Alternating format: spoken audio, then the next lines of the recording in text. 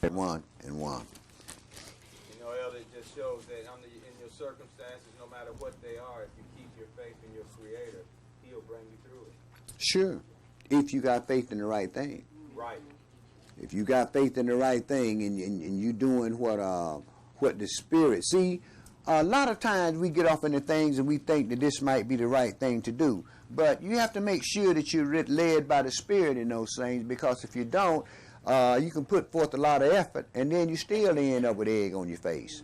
This is why I tell people you have to learn how to separate your personal self from the things of the Spirit. Once you learn how to do that, then you'll find you know whether Yahweh has brought something to you or whether this is something you've concocted in your own mind. And a lot of times what happens is we concoct things in our own mind and thinking that we're led by the Spirit. But you're supposed to know, a servant of God has to know when they were led by the Spirit, simply because, and what lets you know this is that things prosper that you deal with.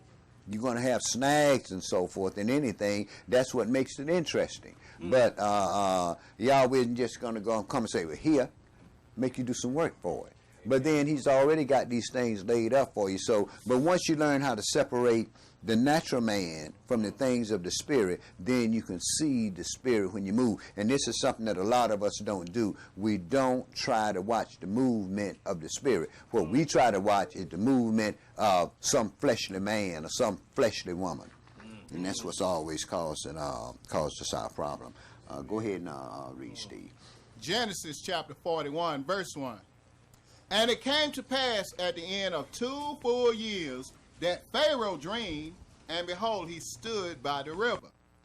And behold, there came up out of the river 7 well-favored kine and fat-fleshed, and they fed in a meadow. And behold, 7 other kinds came up after them out of the river, ill-favored and lean-fleshed, and stood by the other kind upon the brink of the river. And the ill-favored and lean-fleshed kind did eat up the 7 well-flavored and fat kind. So Pharaoh awoke, and he slept and dreamed the second time, and behold, 7 ears of corn came up upon one stalk, rank and good. And behold, 7 thin ears, and blasted with the east wind, sprung up after them. And the 7 thin ears devoured the 7 rank and full ears. And Pharaoh awoke, and behold, it was a dream. But he had dreamed this dream twice in different ways to let him know that this thing here is sure. You see, but the thing of it is, he didn't know what it meant. But this is the reason why kings of the earth always kept a bunch of soothsayers and different folks around, monthly prognosticators and so forth. This is why right now today we got those 900 numbers that you can call you up a witch.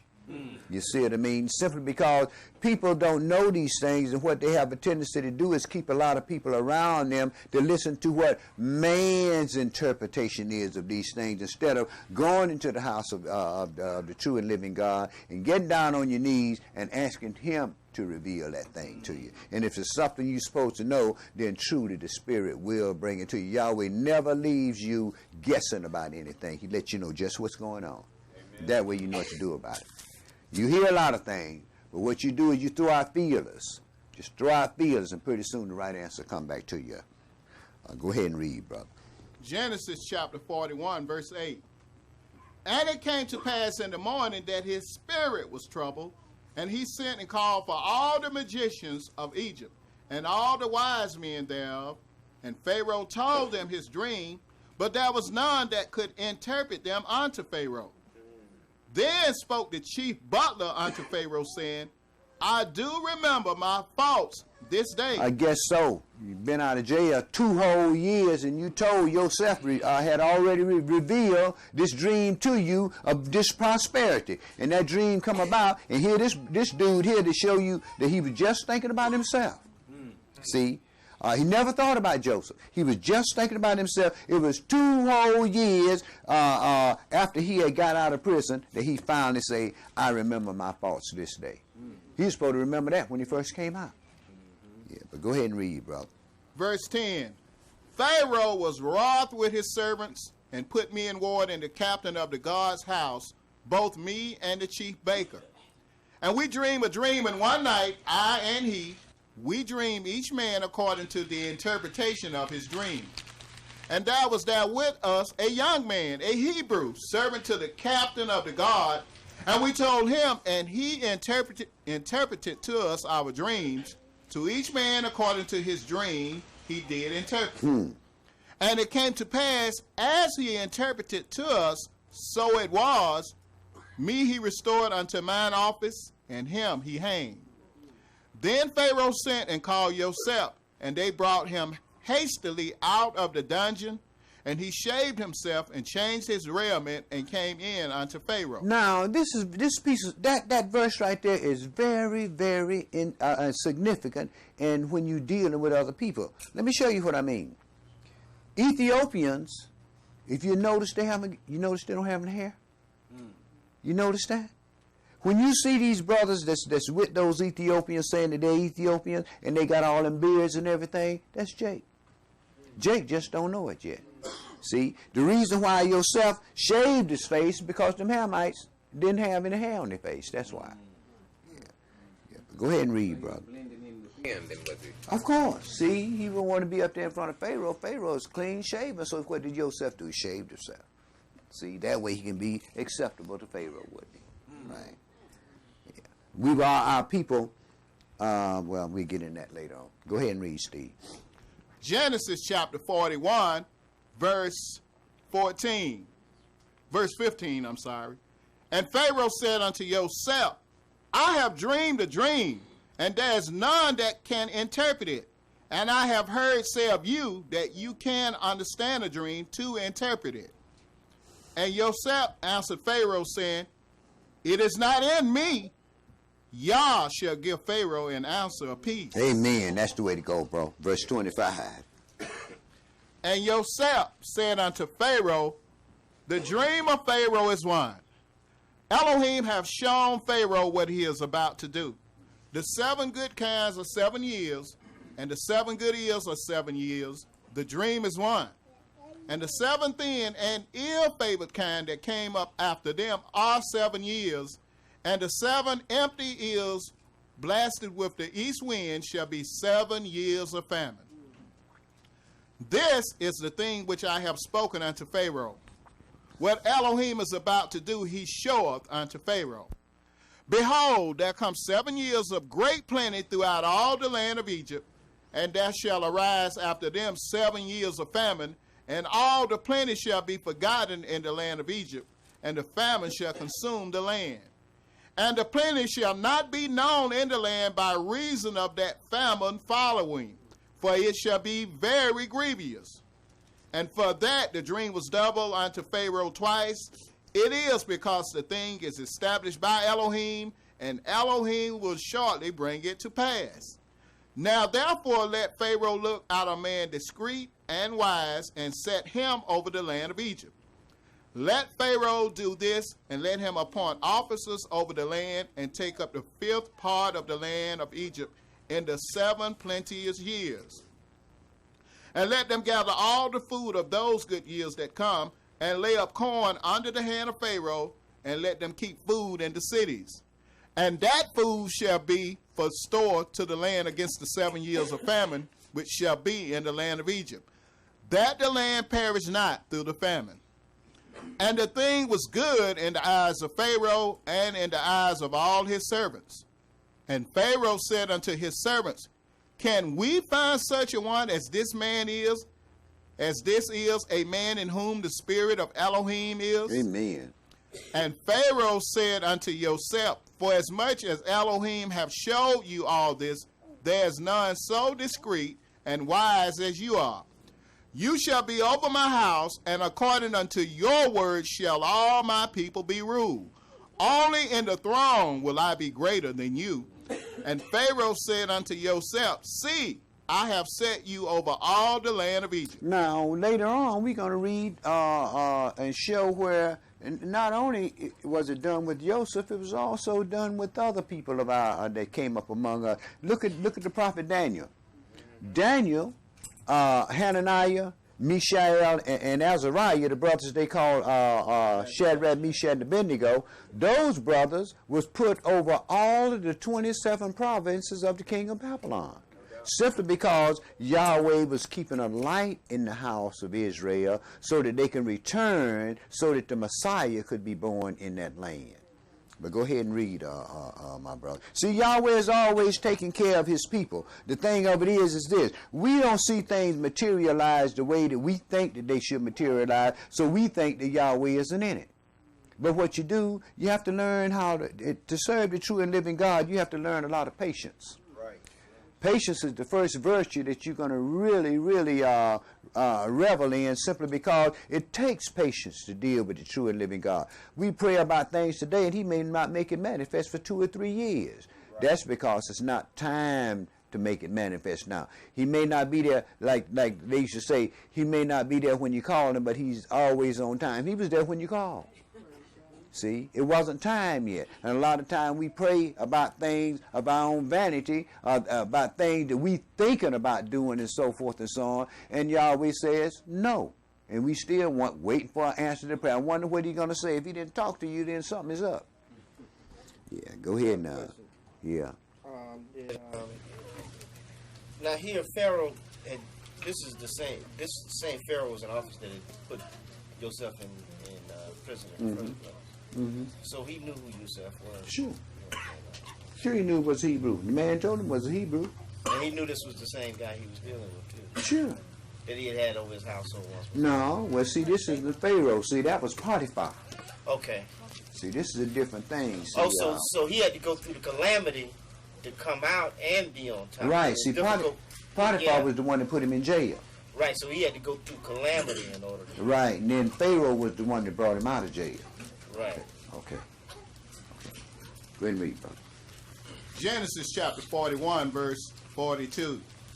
And Pharaoh took off his ring from his hand and put it upon Joseph's hand, and arrayed him in vestures of fine linen, and put a gold chain about his neck. And he made him to ride in the second chariot which he had, and they cried before him, bow the knee. And he made him ruler over all the land of Egypt. Regular Colin Powell. Yes, sir.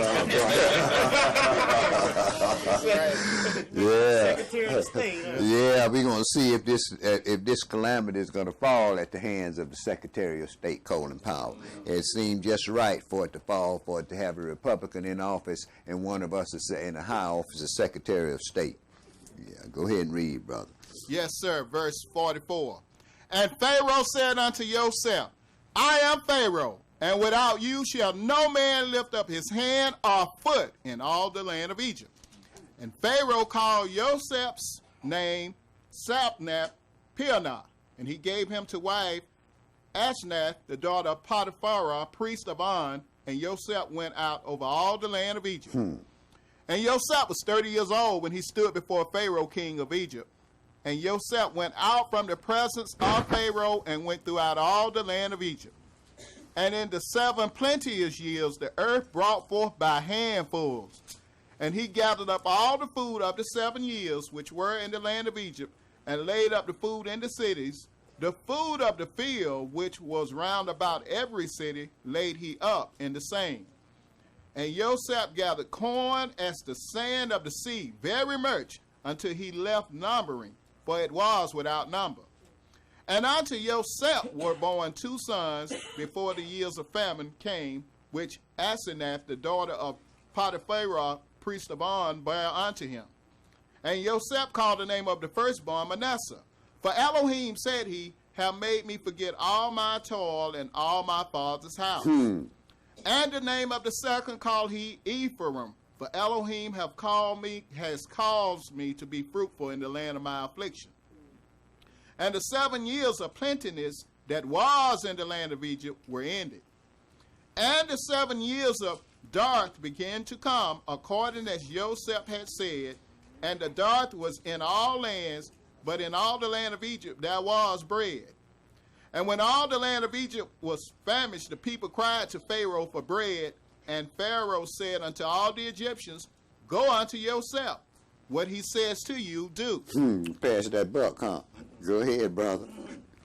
And the famine was over all the face of the earth, And Joseph opened all the storehouses and sold unto the Egyptians, and the famine waxed sore in the land of Egypt. And all countries came into Egypt to Joseph for to buy corn, because that the famine was so sore in all lands. Now when Jacob saw that there was corn in Egypt, Jacob said unto his sons, Why do you look one upon another? And he said, Behold, I have heard that there is corn in Egypt. Get you down thither and buy for us from thence, that we may live and not die. And Joseph's 10 brethren went down to buy corn in Egypt. But Benjamin, Joseph's brother, Jacob sent not with his brethren, for he said, Least peradventure mischief befall him. Now he played this game with Joseph, didn't he? Yeah, go ahead, brother. Verse 5.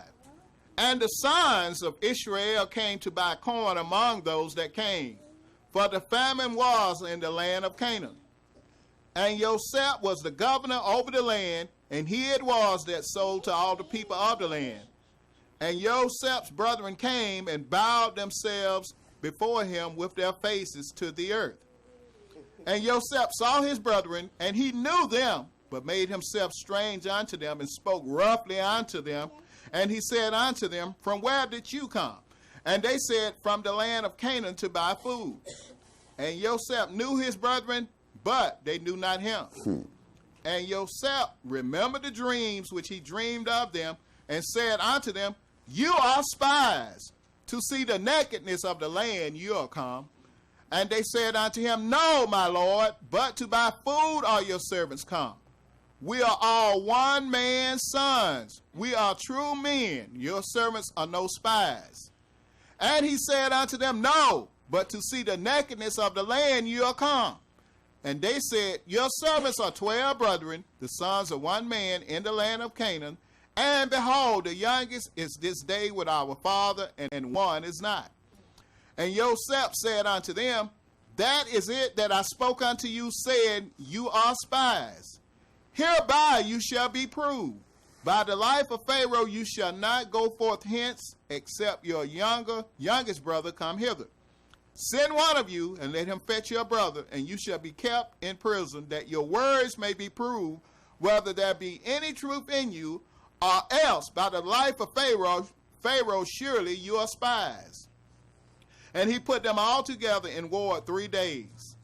And Joseph said unto them the 3rd day, This do, and live, for I fear Yahweh. If you be true men, let one of your brethren be bound in the house of your prison. Go you, carry corn for the famine of your houses. But bring your youngest brother unto me, so shall your words be verified, and you shall not die. And they did so. And they said one to another, We are verily guilty concerning our brother, in that we saw the anguish of his soul when he besought us, and we would not hear. Therefore is this distress come upon us. And Reuben answered them, saying, Spoke I not unto you, saying, Do not sin against the child, and you would not hear? Therefore, behold, also his blood is required. Right. Younger brothers refuse to listen to older brothers. You know why? They figure they know just as much as the older brother does. Go ahead, and it causes them serious problems. But go ahead and read, brother. Verse 23. And they knew not that Joseph understood them, for he spoke unto them by an interpreter. And he turned himself about from them and wept, and returned to them again, and communed with them, and took from them Simeon, and bound him before their eyes. Then Joseph commanded to fill their sacks with corn, and to restore every man's money into his sack, and to give them provision for the way, and thus did he unto them. And they laded their asses with the corn, and departed thence. And as one of them opened his sack to give his ass provender, in the end he espied his money. For behold, it was in his sack's mouth. And he said unto his brethren, My money is restored, and lo, it is even in my sack. And their heart failed them, and they were afraid, saying one to another, What is this that Elohim have done unto us? And they came unto Jacob their father unto the land of Canaan, and told him all that befell unto them, saying, This man, who is the Lord of the land, spoke roughly to us, and took us for spies of the country. And we said unto him, We are true men, we are no spies. We be 12 brethren, sons of one father, one is not, and the youngest is this day with our father in the land of Canaan. And the man, the Lord of the country, said unto us, Hereby shall I know that you are true men. Leave one of your brethren here with me, and take food for the famine of your households, and be gone, and bring your youngest brother unto me. Then shall I know that you are no spies, but that you are true men. So shall I deliver your brother, and you shall traffic in the land. And it came to pass, as they emptied their sacks, that, behold, every man's bundle of money was in his sack. And when both they and their father saw the bundles of money, they were afraid. And Jacob their father said unto them, Me have you bereaved of my children. Joseph is not, and Simeon is not, and you will take Benjamin away. All these things are against me. Well, the brothers weren't the one that bereaved him of Simeon. He was the one that sent the brothers down into Egypt to Take care of business. to take care of the business. Now, he can pass that buck any way he want to, but it was him that sent him down there. So he was at fault, right? He was at fault with Joseph being sold. But go ahead and read. But see, regardless of what happened, you see what happened? Yahweh was still with that brother. Like he told him, I'm not going to leave you. Go ahead and read, brother. Verse 37. And Reuben spoke unto his father, saying, Slay my 2 sons, if I bring him not to you. Deliver him into my hand, and I will bring him to you again. And he said, My son shall not go down with you, for his brother is dead, and if he is left alone. Verse 38. And he said, My son shall not go down with you, for his brother is dead, and he is left alone.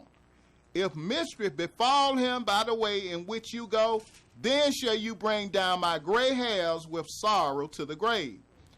And the famine was sore in the land, and it came to pass, when they had eaten up the corn which they had brought out of Egypt, their father said unto them, Go again, buy us a little food. And Yehudah spoke unto him, saying, The man did solemnly protest unto us, saying, You shall not see my face, except your brother be with you. If you will send our brother with us, we will go down and buy you food. But if you will not send him, we will not go down. For the man said unto us, You shall not see my face, except your brother be with you. And Israel said, Wherefore did you so ill with me, as to tell the man whether you had yet a brother? And they said, The man asked us straightly of our state and of our kindred, saying, Is your father yet alive? Have you another brother? And we told him according to the tenor of these words. Could we certainly know that he would say, Bring your brother down? And Yehudah said unto Israel his father, Send the lad with me, and we will arise and go, that we may live and not die, both we and you, and also our little ones. I will be surety for him. Of my hand shall you require him. If I bring him not unto you, and set him before you, then let me bear the blame forever. For except we had lingered, surely now we had returned the second time. And their father Israel said unto them, If it must be so now, do this. Take of the best fruits in the land in your vessels, and carry down the man a present, a little balm and a little honey, spices and myrrh and nuts and almonds. They weren't too hungry, were they? Huh? They just wanted some corn to make some bread with. That's what it was. But they had all this other stuff here. They could have sufficed off that, couldn't they? But see, Yahweh was in the process of doing his thing. Yeah, go ahead now. He was in the process of raising our people up to be a great nation of people in safety, just like he's done us right here in this country here. We've been raised up to be a multitude of people. People say that we are a minority. I doubt that very seriously. I mean, every place I go, we are back to back everywhere. I mean, we move right here in Georgia. We just about moving these Europeans out of the state. See, every time they build up a neighborhood, look, here we are. I want to come in there and live with you. See, and they make tons of money on the property they sell us, and they move on out. And soon as they get settled up real good, here we are right there again. And these folks are getting tired of that, y'all. And guess what? They're taking back over downtown Atlanta. That's where the money is being made at. See, they farmed that out during the Civil Rights Movement to get us accustomed to going out in those areas and spending money in those areas, and it brought up the tax structures of those areas. But the money is made downtown in Atlanta, and they're building downtown in Atlanta like mad. People are moving back in loft apartments, and all around that downtown area, if you notice, the Europeans are moving back in those neighborhoods, buying those old houses that we didn't want and fixing them up, and they're living there. And because the managing team of the downtown area, they plan on having right around the city. That way they can catch martyr because it's smarter. And see, we move way out in the country. They buy a house, they spend $80,000 for it, stay there 2 years, and we moved in and we paid $200,000 for the house, right? They make that money, they go buy them another house, and then we moving further out. We the ones now that's got to buy all that gas and stuff to get back and forth into the city. Oh yes, well I live in Stockdale. I live here. I'm glad I live in Atlanta. I can catch martyr. Yeah. Go ahead and yeah. So Elder Israel, I was looking in chapter 42. I was looking at when Joseph was talking to his brethren, that in 23 it says, and they knew not that Joseph understood them, for he spake unto them by an interpreter. You know what I'm saying? So it's like while he was speaking to them, he was speaking Egyptian, and they probably speaking Hebrew. So I mean, brother, he was standing right there next to Pharaoh. He was Pharaoh's right-hand man. He was over all. He was second in charge in the land of Egypt. So naturally, he spoke the Egyptian tongue. But that didn't make him forget his Hebrew tongue. But he didn't want to reveal himself to his brother. So naturally, he spoke to him through an interpreter. But he did tell him he feared John. So he had given him a look. What he didn't really say. Yeah, he gave him a little hint. He didn't really say he feared Yah. He said, I fear Elohim. Okay. Rattle that around for a minute. Yeah. But you're absolutely right, brother. He did speak to him through an interpreter, simply because you got to understand the brother's station in that land. He couldn't be there and govern all the land. He's trying to tell these Hamites what to do, and they speaking maybe Swahili or something. We don't know what they were speaking, and they didn't understand Joseph. So naturally, he had to learn.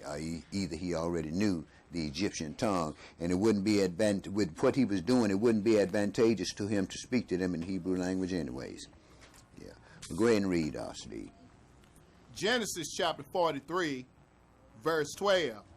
And take double money in your hand, and the money that was brought again in the mouth of your sacks, carry it again in your hand. Peradventure it was an oversight. Take also your brother, and arise, go again unto the man. And Elohim Almighty give you mercy before the man, that he may send away your other brother and Benjamin. If I be bereaved of my children, I am bereaved. And the men took that present, and they took double money in their hand and Benjamin, and rose up and went down to Egypt and stood before Joseph. And when Joseph saw Benjamin with them, he said to the ruler of his house, bring these men home and slay and make ready, for these men shall dine with me at noon. Verse 25. And they made ready the present against Joseph came at noon, for they heard that they should eat bread there. And when Joseph came home, they brought him the presents which was in their hand into the house, and bowed themselves to him to the earth. And he asked them of their welfare, and said, is your father well, the old man of whom you spoke? Is he yet alive? And they answered, your servant, our father, is in good health. He is yet alive. Now, one part of that dream is being fulfilled. He said the sun, the moon, and the 11 stars had made obeisance unto him, right? So we see right here that the 11 stars did that, didn't they? Okay, go ahead, brother. Yes, sir. Verse 29. And he lifted up his eyes and saw his brother Benjamin, his mother's son, and said, Is this your younger brother, of whom you spoke unto me? And he said, Elohim be gracious unto you, my son. And Joseph made haste, for his bowels did yearn upon his brother. And he sought where to weep, and he entered into his chamber and wept there. And he washed his face and went out and refrained himself and said, Set on bread. And they set on for him by himself, and for them by themselves, and for the Egyptians which did eat with him by themselves, because the Egyptians might not eat bread with the Hebrews, for that is an abomination unto the Egyptians. Right, because we ate their gods. See, we were a keeper of cattle. Our people were a keeper of cattle. And Pharaoh was called the son of Ra, the bull, right? So we ate their gods. So we were an abomination to them folks. But go ahead and read, brother. Verse 33. And they sat before him, the firstborn according to his birthright, and the youngest according to his youth. And the men marveled one at another. And he took and sent messes unto them from before him. But Benjamin's mess was 5 times so much as any of theirs, and they drank and were merry with him. 45 and 1.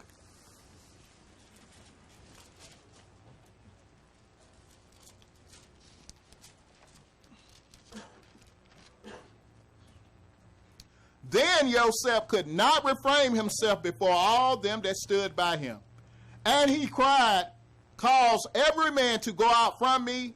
And there stood no man with him, while Joseph was made known unto his brethren. And he wept aloud, and the Egyptians and the house of Pharaoh heard. And Joseph said unto his brethren, I am Joseph. Does my father yet live? And his brethren could not answer him, for they were troubled at his presence. Right. Wonder what this brother going to do, man. We know this brother here going to rip us off, man, because of what we did to him. So you can understand why now they understood why he was so rough with them, why they want him to go get their brother and so forth and so on. Now they understood these things, but they got another problem. They want to know what this brother going to do. Yeah, go ahead, because he's second ruler. He can kill us all off in one word be said. Go ahead and read, brother. Verse 4. And Joseph said unto his brethren, Come near to me, I pray you. And they came near. And he said, I am Joseph, your brother, whom you sold into Egypt. Now therefore be not grieved nor angry with yourselves that you sold me hither. For Elohim did send me before you to preserve life. Amen. For these 2 years have the famine been in the land, and yet there are 5 years in the which there shall be neither earing nor harvest. And Elohim sent me before you to preserve you a posterity in the earth, and to save your lives by a great deliverance. Praise Yah. So now it was not you that sent me hither, but Elohim. And he hath made me a father to Pharaoh, and lord of all his house, and a ruler throughout all the land of Egypt. Haste you, and go up to my father, and say unto him, Thus says your son Joseph, Elohim hath made me lord of all Egypt. Come down unto me, tarry not. And thou shalt dwell in the land of Goshen, and thou shalt be near unto me, you and your children, and your children's children, and your flocks, and your herds, and all that you have. And there will I nourish you, for yet there are 5 years of famine, lest you and your household, and all that you have, come to poverty. Verse 12. And behold, your eyes see, and the eyes of my brother Benjamin, that it is my mouth that speaketh unto you. And you shall tell my father of all my glory in Egypt, and of all that you have seen, and you shall haste and bring down my father hither. And he fell upon his brother Benjamin's neck and wept, and Benjamin wept upon his neck. Moreover, he kissed all his brethren and wept upon them, and after that his brethren talked with him. And the fame thereof was heard in Pharaoh's house, saying, Joseph's brethren are come. And it pleased Pharaoh well and his servants. And Pharaoh said unto Joseph, say unto your brethren, this do you, lay your beasts, and go, get you unto the land of Canaan, and take your father and your households, and come unto me. And I will give you the good of the land of Egypt, and you shall eat the fat of the land. Now you are commanded, this do you, take you wagons out of the land of Egypt, for your little ones and for your wives, and bring your father, and come. Also regard not your stuff, for the good of all the land of Egypt is yours. Now, what this shows us is that Yahweh, and when we read these stories and so forth, we find out the one thing. Yahweh has always sent servants ahead to prepare his people for what's coming. In this time, he has servants out here that are preparing his people for the coming of Yahshua HaMashiach, simply because it's our time. 20, 30 years ago, a lot of folks didn't want to hear what's being said. But as we get closer to the time of our deliverance, remember, we only supposed to be here 400 years now. And as we get closer to our deliverance, you're going to find out that people, our congregation is steadily going to be increasing, and steadily going to be increasing. But then when you look around, you're going to see another thing, that Satan is gathering his too.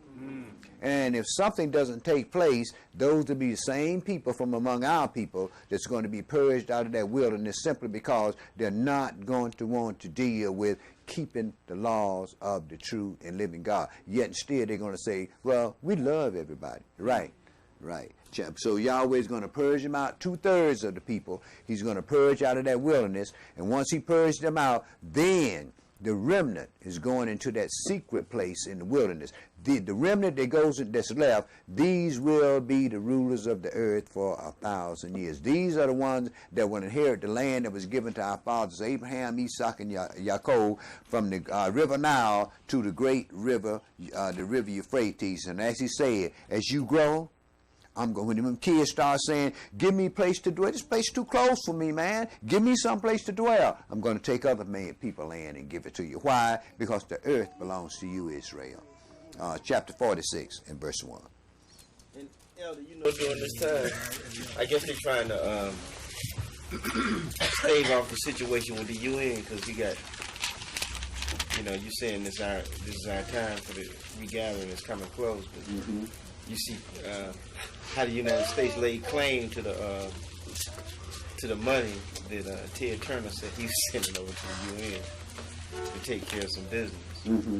The United States need to pay their money to the UN. Yeah, but that's what he said. He's saying the United States laid claim that money is to pay back the debt that is owed by the United States. Well, the United States owed United Nations millions upon millions of dollars, brother, and they refuse to pay it simply because they're the hammer of the whole earth. They're going to keep their status as long as Judah here, so they really don't feel that they don't have to pay it. But the hold up in Europe, as far as the coming together of this beast is concerned, has to deal with the World Bank. The World Bank is the hold up on this, so keep an eye on what the World Bank is doing in that money market, because they're the ones that's keeping those new nations from coming in, because they don't want to, well, it's problems with their currency and so forth, with their credit. That's what basically is. Chapter 46 and verse 1. And Israel took his journey with all that he had, and came to Beersheba, and offered sacrifices unto the El of his father Esau. And Elohim spoke unto Israel in the visions of the night, and said, Jacob, Jacob. And he said, Here am I. And he said, I am Elohim, the Elohim of your father. Fear not to go down into Egypt, for I will there make of you a great nation. That's what I like about my God. He's going to always reveal himself to you, so you can receive the instruction, so you won't have to surmise that you're doing what's right. He's going to come to you and let you know what you got to do. But go ahead and read, my brother. Yes, sir. Verse 4.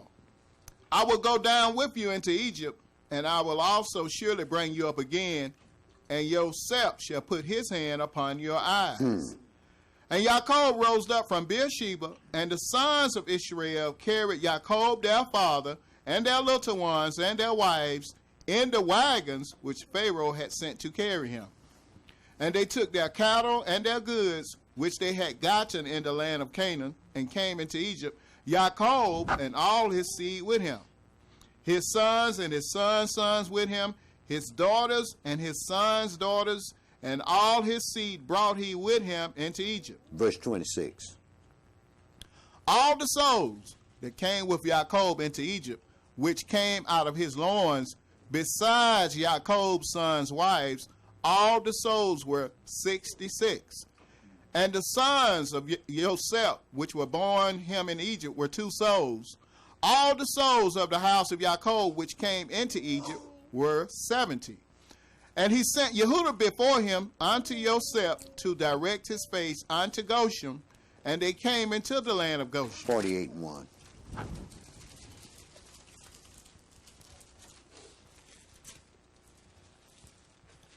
And it came to pass after these things that one told Joseph, Behold, your father is sick. And he took with him his 2 sons, Manasseh and Ephraim. And one told Jacob and said, Behold, your son Joseph cometh unto thee. And Israel strengthened himself and sat upon the bed. And Jacob said unto Joseph, Elohim Almighty appeared unto me at Luz in the land of Canaan, and blessed me, and said unto me, Behold, I will make you fruitful and multiply you, and I will make of you a multitude of people, and will give this land to your seed after you for an everlasting possession. Amen. And now your 2 sons, Ephraim and Manasseh, which were born unto you in the land of Egypt before I came unto you into Egypt, are mine. As Reuben and Simeon, they shall be mine. And your issue which you beget after them shall be yours, and shall be called after the name of their brethren in their inheritance. As for me, when I came from Pandanaram, Rachel died by me in the land of Canaan in the way, when yet there was but a little way to come unto Ephrath, and I buried her there in the way of Ephrath, the same as Bethlehem. And Israel beheld Joseph's sons, and said, Who are these? And Joseph said unto his father, These are my 2 sons, whom Elohim have given me in this place. And he said, Bring them, I pray you, unto me, and I will bless them. Now the eyes of Israel were dim for age, so that he could not see. And he brought them near unto him, and he kissed them and embraced them. And Israel said unto Joseph, I had not thought to see your face, and lo, Elohim have showed me also your seed. And Joseph brought them out from between his knees, and he bowed himself with his face to the earth. And Joseph took them both, Ephraim in his right hand toward Israel's left hand, and Manasseh in his left hand toward Israel's right hand, and brought them near unto him. And Israel stretched out his right hand and laid it upon Ephraim's head, who was the younger, and his left hand upon Manasseh's head, guiding his hands wittingly. For Manasseh was the firstborn. And he blessed Joseph and said, Elohim, before whom our fathers Abraham and Isaac did walk, the Elohim which fed me all my life long unto this day, the angel which redeemed me from all evil, bless the lads, and let my name be named on them, and the name of my fathers Abraham and Isaac, and let them grow into a multitude in the midst of the earth. Now, this is where them Europeans get the fact that Ephraim and Manasseh is Great Britain in the United States, because they've grown into a multitude of people. Hell, there was already a multitude of people. Scripture told you, Noah even said, Yahweh is going to enlarge Japhet. Right. Okay. Go ahead and read, brother. Verse 17. And when Joseph saw that his father laid his right hand upon the head of Ephraim, it displeased him. And he held up his father's hand to remove it from Ephraim's head unto Manasseh's head. And Joseph said unto his father, Not so, my father, for this is the firstborn. Put your right hand upon his head. And his father refused and said, I know it, my son, I know it. He also shall become a people, and he also shall be great. But truly his younger brother shall be greater than he, and his seed shall become a multitude of nations. Now, the younger brother is the United States. The older brother is Europe, right? Sounds good, don't it? Okay, yeah, it does. But the Herbert Armstrong said that. Yeah.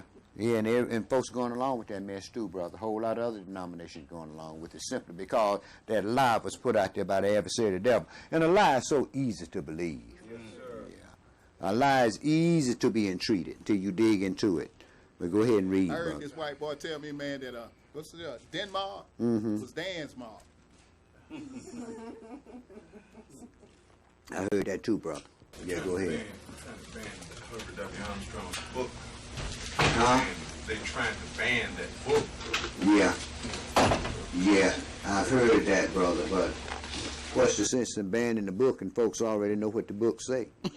That don't make no sense. You take all the books out, they go out there and have a big bonfire, man, and dump all the books on the earth that they printed in a hole. The lie is still in the street.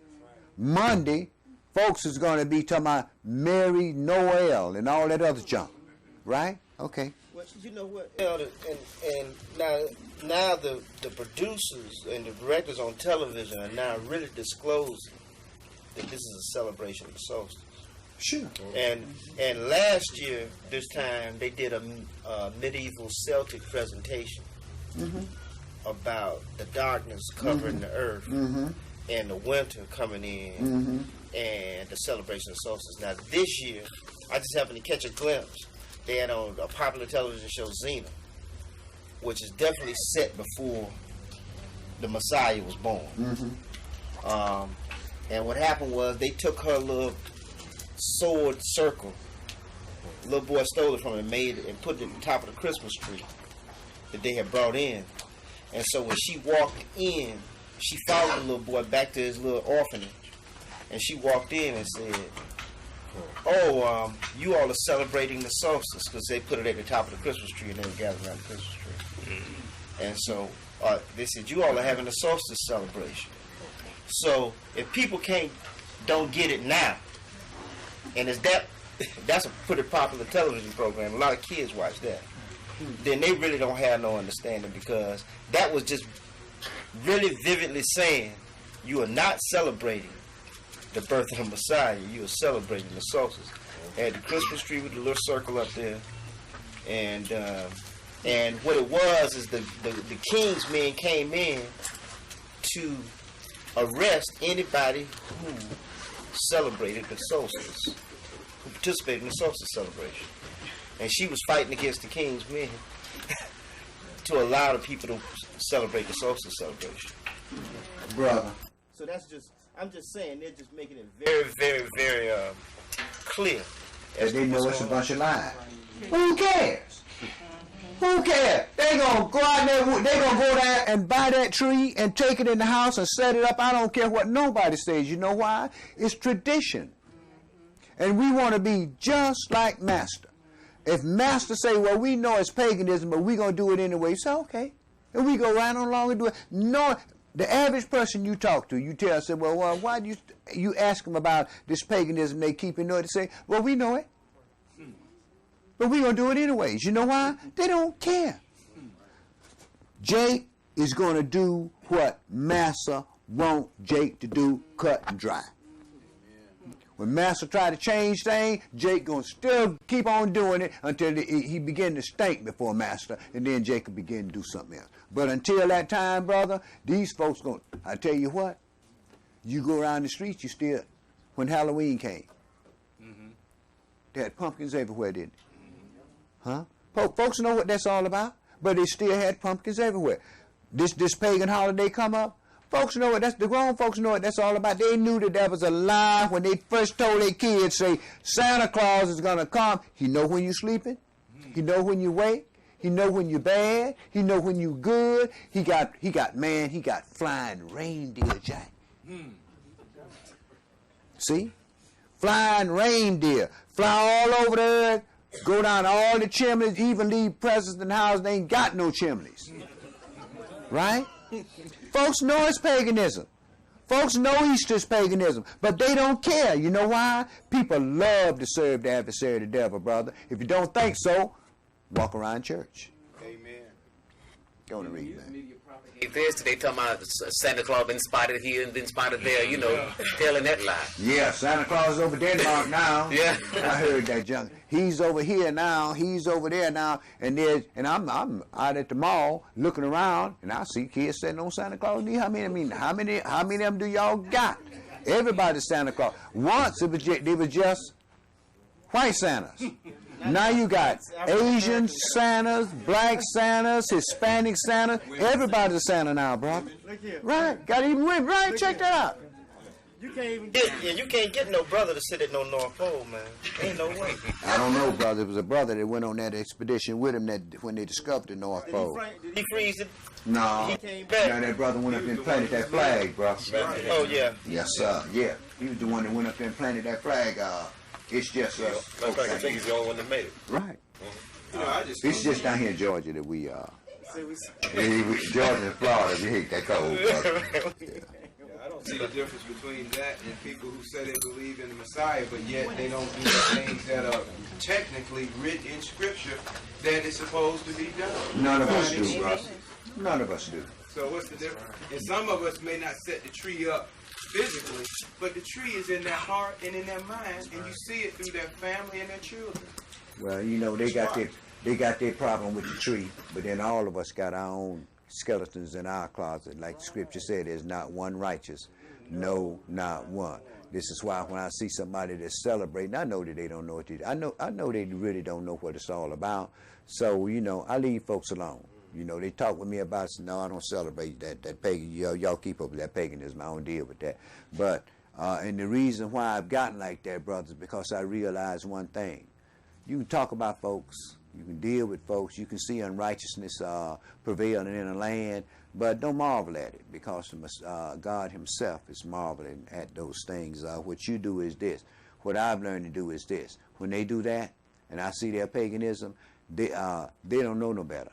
But then, when I tell a lie, what's the difference? What's the difference? When I bug other folks, when I'm being busybodies in other men's matters, what's the difference? Yeah, you know. Go ahead, brother.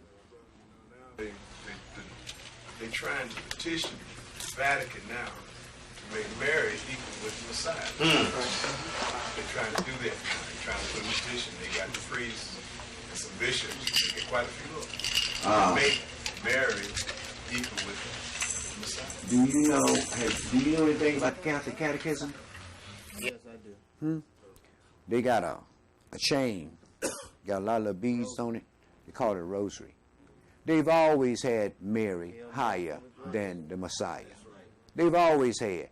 They'll say one Our Father and say 10 Hail Marys, and go over and say one more Our Father, and then say 10 more Hail Marys. They're off in the Mary. You know why? Check back in their past. So their deities are women. As a matter of fact, the deity of America is liberty. They got a play in football, a desperation play, right? At the last minute, a Hail Mary pass. Right. Right. They don't say Hail Yeshua, Hail to their Jesus. They say Hail Mary. That's right. They've always put Mary above Yeshua. They just use Yeshua because he was the one that was written in the book that was going to carry the people's sin. But if it wasn't for that, brother, they did it anyway. They went on and deitized that woman, Jack. And you notice nobody saying, well, I saw, they said, well, you know, I was going down the street and the Lord came into my life. See? But you got folks that's talking about, oh, yeah, I've seen the Virgin. I see her. All them little kids, Joan of Arc, and what them other two little girls at Lourdes, the village of St. Bernadette. Yeah, all these folks, stop to get their names down, but all these folks is off into what? They're off into Mary. See? They're off into Mary. As a matter of fact, you got some black women around here that's got congregations set up, and you know what they say? God, Mother, Father, God. Check that out. Mother, Father, God. See? The Messiah said, when you pray, say, Our Father. Right? But they come up with that Mother, Father, God. Right. Class, the whole idea of the Immaculate Conception, which most people think has to do with the birth of the Messiah, is actually the Catholic belief that Mary had to be perfect in the way that she was born. I never understood that, but somebody explained that to me, I think last year sometime or last summer or something. But it's just funny because people tend to get things all mixed up and it becomes something else, whereas they never really believed in the Messiah. They always believed, the Catholics always believed in Mary. Mary was the sister that was born to perform that that ritual of giving birth, conceiving and giving birth to the Messiah. But as far as her personal life is concerned, brother, don't nobody know nothing about that. Folks just try to conjure up junk to make things seem like she had to be holy. Yeah, she's a virgin, so she had to be holy. I know a whole lot of virgins. No, I don't know a whole lot of them. But I know some virgins. I know some virgins, and they ain't holy one bit. Not one bit. They just virgins. That's all. We say they ain't virgins. We should clarify that because there was a group that came into the Messiah and they tried to propagate that same lie. And they said, "Blessed be the paps for which you have sucked." And this was the Messiah, and they confronted him with that. And he said, "No, rather, blessed be those who keep the commandments and do the will of my Father." Right. So you'd be surprised. I mean, in this room, probably people who feel the same way, but the fact still remains, the Scripture makes it clear how it's supposed to be set up. Of course. Let me say this quickly. One of my coworkers pleaded with me, brother, because I got my beard. He said, "Brother, please come and play Santa Claus at my church." Come play Santa Claus at this church. So you got the perfect image and everything. And I have on my God. Yeah, I heard, brother. You know how it is, Scuttlebug. Y'all gonna always hear something. Black folks are always talking about something. I heard that we got a sister in the congregation had called over to the school about her kids, and they told them they was going to visit Santa. And they knew it, and the people knew better. So from what I heard, the sister went up there and showed the kid that Santa was a fake, pulled his beard in front of everybody. That's what I heard. Now, I don't know. You know how it is when you hear things, but that's what I heard. But if you want to know some insight on that, want to know whether it's truth or not, maybe you ought to ask Sister Johanna back there. That brother been trying to ask questions. Go ahead, brother. It was said in Matthew 15 and verse 2, the disciples and the Pharisees asked the disciples, "Why do they transgress the commandments of the elders, the traditions?" But Yeshua came back in 15 and 3 and he said, but he asked them to say, "Why do you also transgress the commandments of Elohim by your traditions?" So this is, we know in the book of Jeremiah, it tells us not to keep the custom of the heathens. Right. So these there's traditions that they break, they mean the commandments they break to keep traditions. Correct. Correct. Like you said, full well do you transgress against me keeping the tradition of your fathers? And that's basically what we've gotten off into, is traditions. But see, you have to understand that it's the way that we were raised up. We really didn't know these things until we came until the spirit of Yeshua was sent to us. And once that spirit was sent to us, then we realized a lot of things that we've been doing was we shouldn't do those things. But it's hard to break old habits. I mean, all of us can say, "Well, I ain't gonna keep Christmas and I ain't gonna keep Easter." But then what about the other? What about the 613 laws, statutes, and judgments that's written down? We have a tendency to deal with those the way that we feel about things at this time, you know what I mean? And it has nothing to do with what we feel. It has to do with exactly what's written down. A lot of people are going to try to interpret it the way that they want to interpret it. But what you do is you look back into the history of our people. This is why we read these stories. You look back into the history of our people and see how our people dealt things. Then you know whether we're right or wrong. You got a question, bro? Yeah, go ahead. I was wondering, I said over historically, people had a tendency to want to worship the Queen of Heaven, and I think they try to use Mary now in her stead as a deity and worship her. But actually, I think what their intent is to create some kind of feminine image up there to worship. Correct. As far as like, oh, they used to worship the Queen of Heaven. Correct. It was Astaroth, Diana of the Ephesians. No, it's Mary. Before they used to worship, so I'm thinking. Yeah, Nimrod and his Right. Right.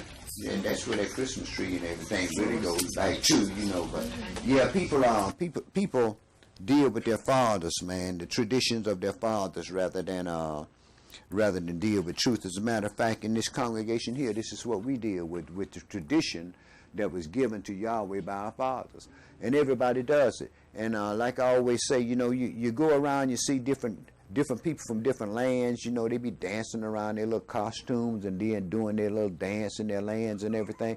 It's part of their culture. But you notice, we don't have a culture. No doubt. But the reason why we don't have a culture is because these heathens over here that we are servants to, they don't have a culture. Just in my I'm sorry, bro. You know what I mean? I know. I get kind of tongue-tied every now and then, but given to our fathers by Yahweh. Okay. I'll rectify that, my brother. Okay.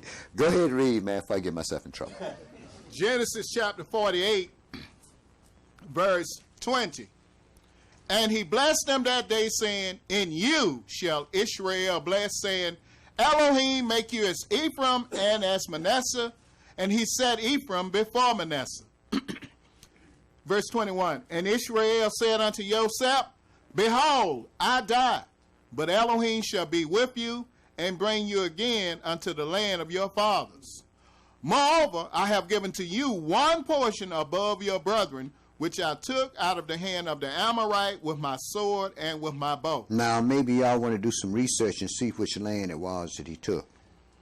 And then you can understand why the people say that Lebanon is part of Israel. Yeah, go ahead and read, brother. Genesis chapter 49, verse 1. And Yaakov called unto his sons and said, gather yourselves together, that I may tell you that which shall befall you in the last days. And this is something right here, giving blessings to your children, man. You don't know what to bless them with. You know why? Our kids do what they want to do.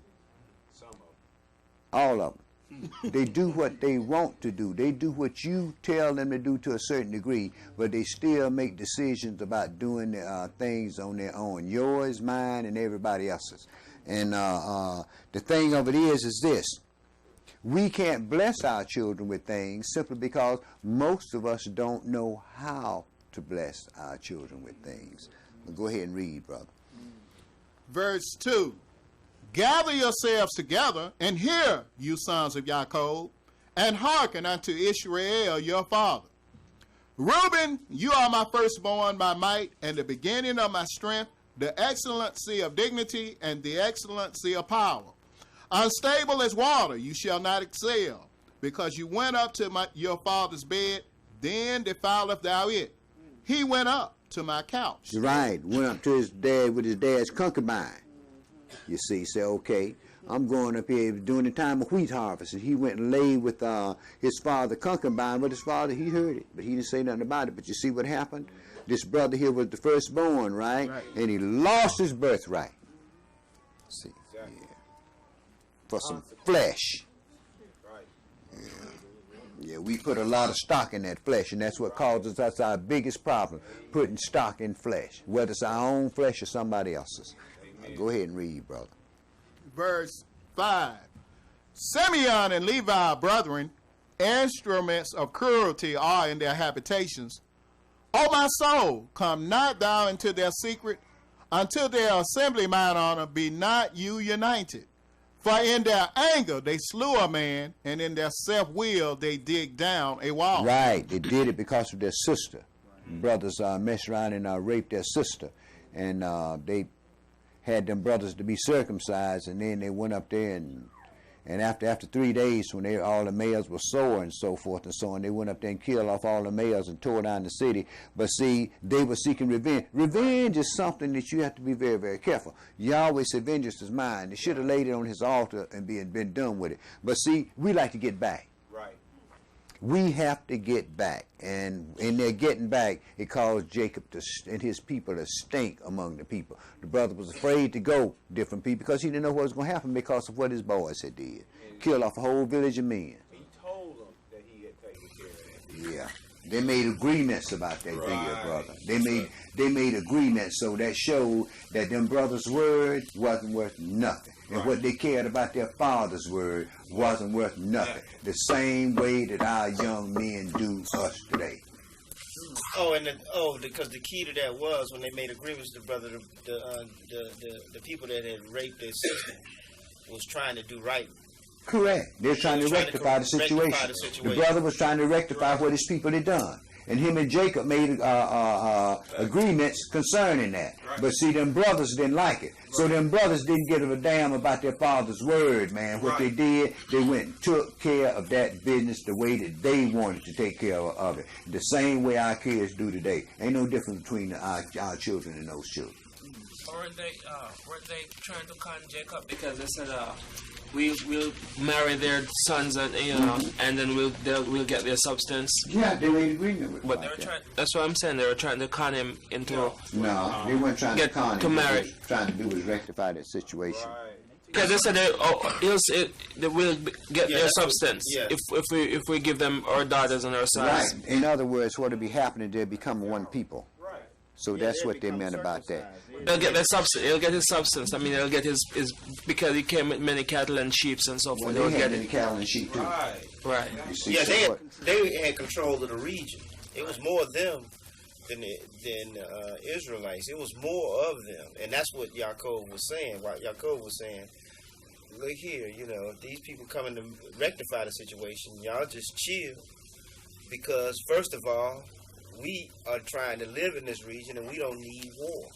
We don't need because if we do something to them, the other people that border us will hear about it, and they'll create a situation where we'll be warring against everybody." Correct. So what they did was they just made agreements with each other. So it was just like families. Families make agreements, and they say, well, okay, our land is your land, and your land is our land. So they live together in the land, and they share their substance and so forth and so on. So what really wasn't any con game or anything that was going on. What people was trying to do was rectify a situation that had taken place that was a no-no. That was basically it. But go ahead and read, Steve. Yes, sir. Verse 7. Cursed be their anger, for it was fierce, and their wrath, for it was cruel. I will divide them in Jacob and scatter them in Israel. Yehuda, you are he whom your brethren shall praise. Your hand shall be in the neck of your enemies. Your father's children shall bow down before you. Yehuda is a lion's whelp. From the prey, my son, you are gone up. He stooped down. He couched as a lion, and as an old lion, who shall rouse him up? The scepter shall not depart from Yehuda, nor a lawgiver from between his feet, until Shiloh come, and unto him shall the gathering of the people be. Now we know who Shiloh is. Shiloh was the Messiah. And it said the ruling power shall not depart from Yehuda, nor a lawgiver from between his feet until Shiloh come. Yehuda was always considered the royal tribe of the 12 tribes. These were the rulers until the Messiah came. And when the Messiah came, then that thing came where he come out of the house of David, still a Judite, but that power went from the it didn't go from them really. It just transferred from David to the Messiah, and David truly was a Judite. But the thing of it is this: Yahweh had made David a specific house. David was already a house, but Yahweh had made David a specific house. Now we had 12 tribes in one royal house. So the royal house, the Messiah, came out of David, so that the rulership would be in the house of David. But go ahead and read. Yeah. Something else that was kind of interesting. When Yaakov went up into Egypt, the first family that moved was Yehuda. Yehuda's always first in the move. Right. And we read in Numbers when the trumpet was sounded. When the camps are ready to move, Yehuda move. When time comes for our deliverance, Yehuda's got to move. Yehuda's always got to move first simply because they were the royal tribe, and the men of Judah is the lot of Yahweh's inheritance. Yeah. Go ahead. Some folks look at this plant, brother, and say, "Man, that's a degenerate plant." You see, but yet and still, it shows that Yahweh is governing this thing. His pleasant plant still is Yehuda, because he still has some people around that that's trying to do what Judah was supposed to do. But go ahead and finish up, brother. Verse 11. Binding his foal unto the vine, and his ass coat unto the choice vine.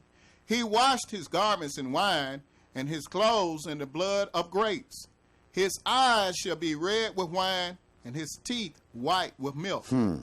Zebulun shall dwell at the haven of the sea, and he shall be for an haven of ships, and his border shall be unto Sidon. Issachar is a strong ass couching down between two burdens. And he saw that rest was good, and the land that it was pleasant, and bowed his shoulder to bear, and became a servant unto tribute. Right, he became a servant to the land. The land was good. So, man, we're going to work this land here. We ain't got to move no more. Let's get the fruits out of this land here. And that was his thing. Yeah, go ahead and read, brother. Verse 16. Dan shall judge his people as one of the tribes of Israel. Samson came out of the house of Dan. He truly was a judge in Israel. Go ahead, brother. Dan shall be a serpent by the way, an adder in the path that biteth the horse heels, so that his rider shall fall backward. I have waited for your salvation, O Yahweh. Gad, a troop shall overcome him, but he shall overcome at the last. Amen. Out of Asher his bread shall be fat, and he shall yield royal dainties. Naphtali is an hind let loose, he giveth goodly words. Yosef is a fruitful bow, even a fruitful bow by a well, whose branches run over the wall. The archers have sorely grieved him and shot at him and hated him, but his bow abode in strength, and the arms of his hand were made strong by the hands of the mighty El of Yaakov. Amen. From thence is the shepherd, the stone of Israel. Amen. Not from Joseph, but from the God of Yaakov. Right. Go ahead, brother. Verse 25. Even by the Elohim of your father who shall help you, and by the Almighty who shall bless you with blessings of heaven above, blessing of the deep that lieth under, blessings of the breast and of the womb, the blessings of your father have prevailed above the blessings of my progenitors unto the utmost bound of the everlasting hills. They shall be on the head of Yosef, and on the crown of the head of him that was separate from his brethren. Benjamin shall raven as a wolf.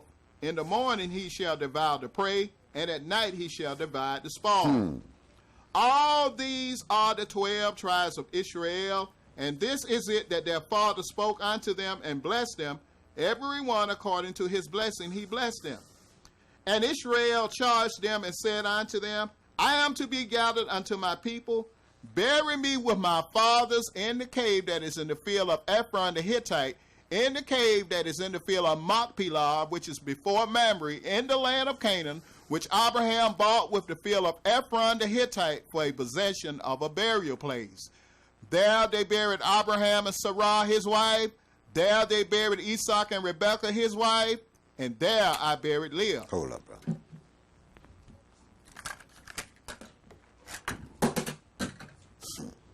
Leadership of Israel, and that's been the main thing we've had a problem with as Israelites. The leaders that Yahweh has chosen to this day. Well, brother, people have a tendency to like the kind of leaders that they like. Right. Some people like people that's very charismatic. Some people don't. It's just like you got, and people going to make up their minds what they want to do, and who they want to deal with. Some people are. It's just like some folks come over here and say, well, the elder's not dynamic enough. Well, that all depends on what you call dynamic. Do you learn what you're supposed to learn? That's what I'm interested in. Yeah. Go ahead and read, brother. Yes, sir. Verse 31. There they buried Abraham and Sarah his wife. There they buried Isaac and Rebekah his wife, and there I buried Leah. Right. A lot of times, brother, what people be looking for is motivational speakers. Right. And see, what I try to do is this. I try to let the prophets here to be the motivational speakers. You know, you stand in the background. They want you to make sure that you feel that you're dependent on them, not that it's a family involvement. Yeah. Well, whatever reason, brothers. It's giving glory where glory is due. Let Yahweh take his lead. Let the Spirit is the one to receive all the glory and all the salvation. Because, see, man is going to die. No doubt. So, you know, wherein is he to be accounted of? You know, his life is only a vapor here on this earth. Just be glad that Yahweh give you the opportunity to serve him in the capacity that he gave you to serve him in that short time that you're here on this earth, and give it your best shot, because you ain't gonna get no more gusto. Yeah, go ahead and read, bro. Verse 32. The purchase of the field and of the cave that is therein was from the children of Heth. And when Jacob had made an end of commanding his sons, he gathered up his feet into the bed and yielded up the ghost, and was gathered unto his people. Chapter. Go ahead and read down to verse 3, brother. It's important to note in this blessing of these 12 sons, in verse 3, he tells the oldest that he would no longer be the firstborn. And then in verse 8 through 11, it talks about the power and the leadership role that Yehuda would be given. And then over in verse 25 and 26, it gives the blessings of Yosef, who he would make the firstborn over Reuben. And I'd like to read in First Chronicles chapter 5, verse 1 and 2, to tie it all up. It says in First Chronicles chapter 5, verse 1, Now the sons of Reuben, the firstborn of Israel, for he was the firstborn, but for as much as he defiled his father's bed, his birthright was given unto the sons of Yosef, the son of Israel, and the genealogy is not to be reckoned after the birthright. Verse 2, For Yehuda prevailed above his brethren, and of him came the chief ruler, but the birthright was Yosef's. Correct. You're absolutely correct. Joseph had, it was a reason for all of that. It was a reason why Reuben went and lay with his with his father's concubine. This blessing here had to come upon Joseph simply because of the things that Yahweh was dealing with Joseph. Right. See, and all of the things that it was only right that Joseph would take the mantle on this thing, and that he would receive the blessing of the firstborn, simply because of the position that he had with God himself. And Yahweh, he didn't deal with the other brothers, he dealt with Yosef. Right. Yosef was the dreamer. So we can very well see how easily that birthright would be would be given to Yosef instead of Yehuda. What did Yehuda done? He was one of the brothers who wanted to sell off the dude. Right. You know what I mean? So. It all boils down to the sin. Paul said, why should the slave say to the father, why did you make me? Right. Yeah. But even though he gave the blessing to Yosef, Yehuda still had a position as firstborn. Sure. Well, Yehuda didn't have the position of the firstborn. Yehuda had the position as the governors of the land. That's what Yehuda was. They were made governors of the land. But the blessing of the firstborn went to Ephraim and Manasseh. Who he adopted. He adopted them as his own. This is why when the tribes were divided, this is why Ephraim and Manasseh carried so much power. When the tribes were divided, Ephraim was set up as the ruler of 9 tribes.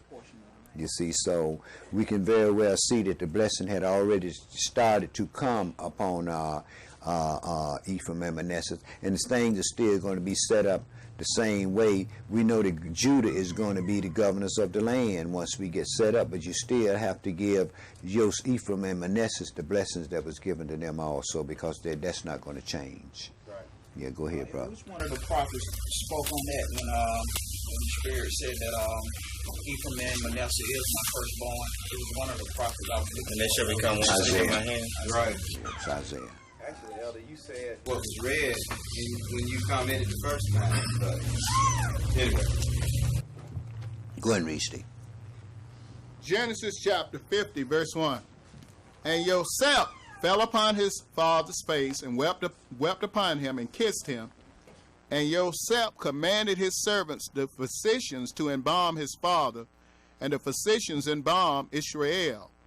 And 40 days were fulfilled for him, for so are fulfilled the days of those which are embalmed, and the Egyptians mourned for him 70 days. Right, and this was the first time that I've read of any one of our people being embalmed was Jacob, Israel. Usually what they do, which is put you in a hole in the ground and be done with it. Right. Chapter 50 and verse 15, my brother.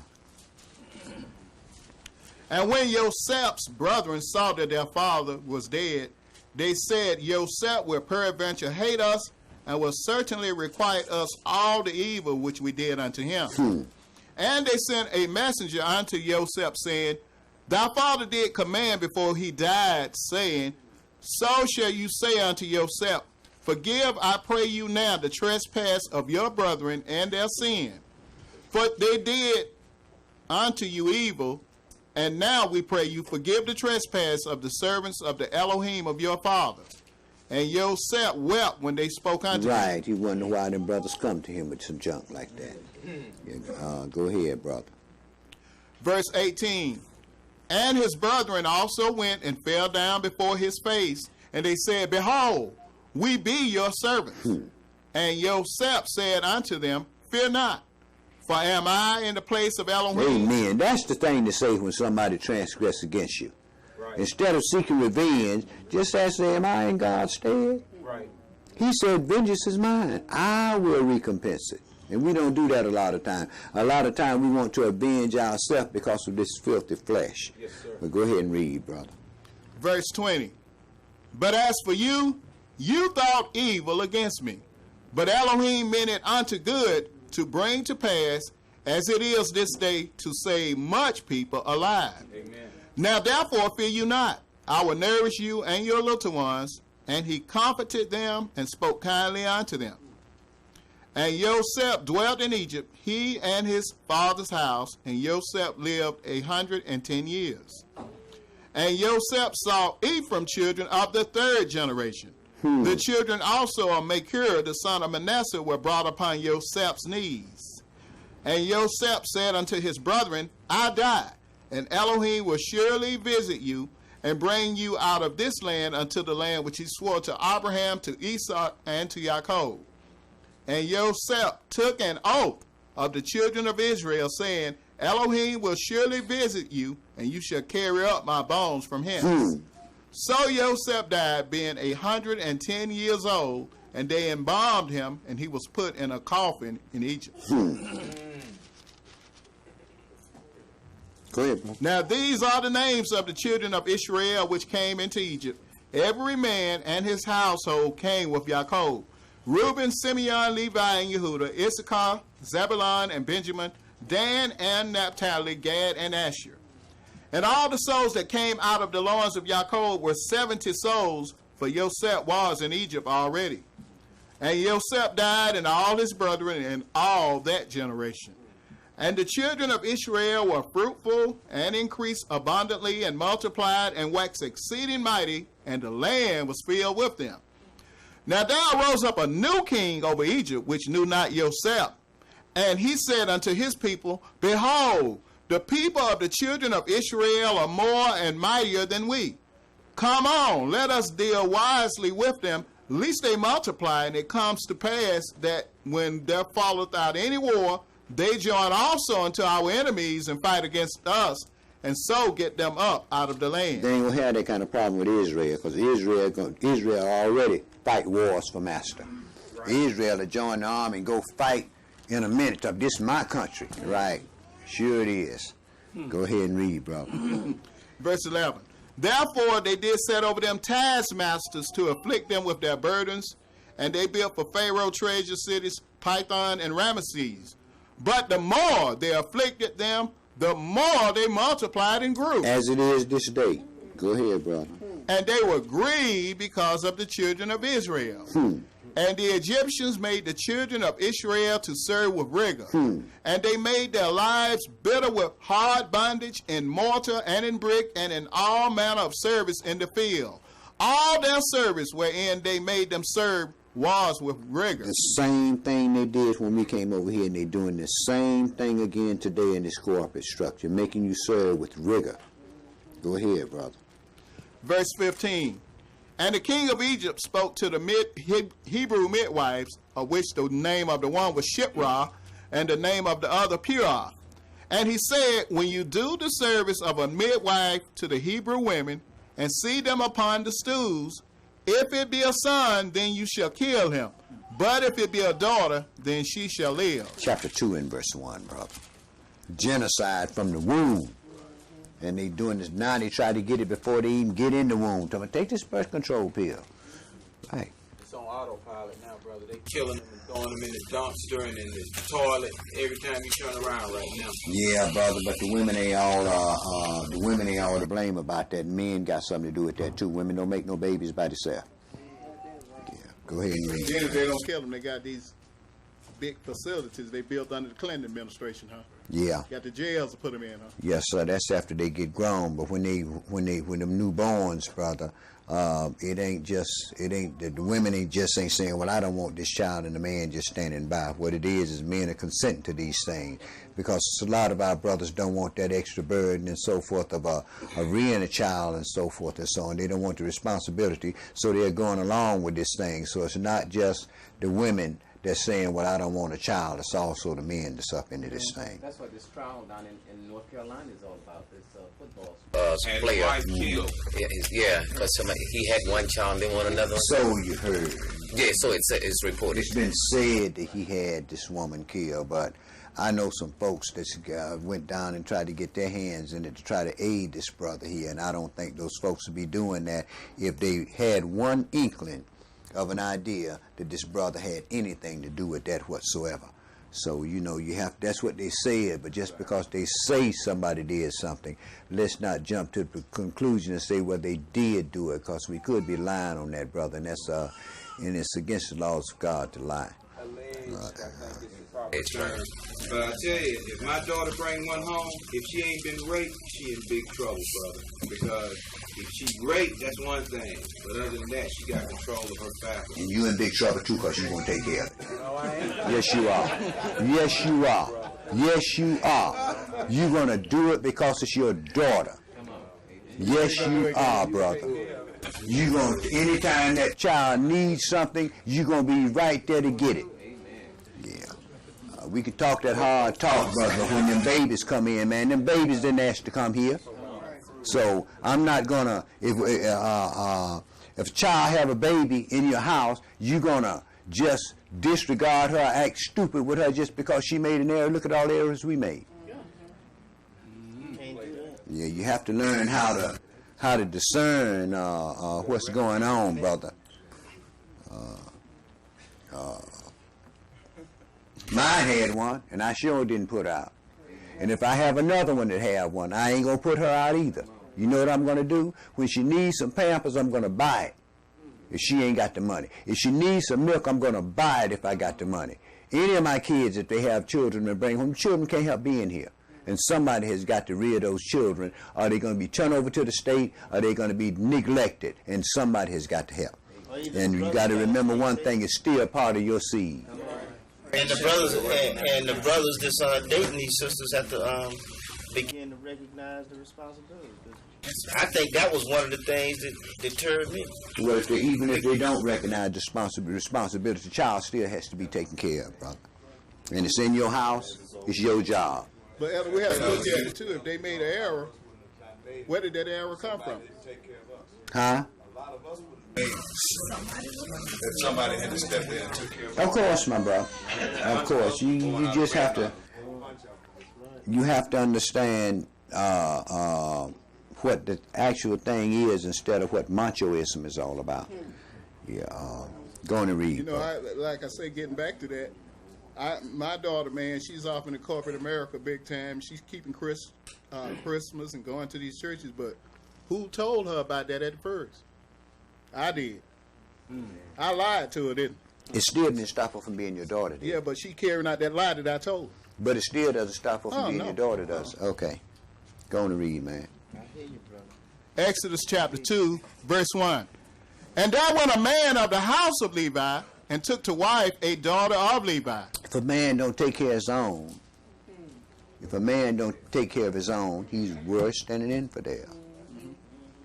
I mean, regards to what a person do, you have to learn how to have compassion. It's like that thing, the Messiah went to, some people went to the Messiah, and they had put up this woman and this man to where they can get caught in adultery. And they went and asked the Messiah, they say, now, according to law, she's supposed to be stoned. What you say about it? Mm-hmm. He said, let him that is without sin cast the first stone. And that's what we have to remember. Because any man to say he has not got sin is a liar, and the truth is not in him. As Yahweh forgives, like the apostles asked the Messiah, say, how often shall I forgive my brother? 7 times? He said, till 7 times. 7 is 7 times. Because if you don't forgive your brother, your heavenly Father will not forgive you. This shows us we have to learn what compassion and wisdom is all about.